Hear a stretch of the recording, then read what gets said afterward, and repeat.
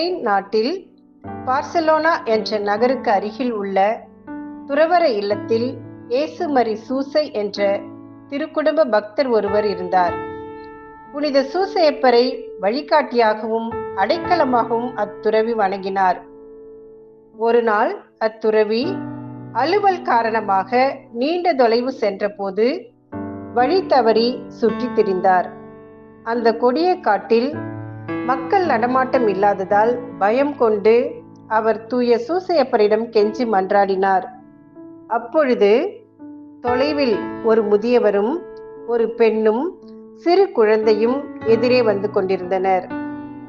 அப்பெரியவர் துறவியை துறவற இல்லத்திற்கு கொண்டு வந்து சேர்த்து பின் அம்மூவரும் மறைந்து போயினர். துறவிக்கு அவர்கள் இயேசு மரி சூசை என தெரிந்து மண்டிட்டு ஜெபித்தார்.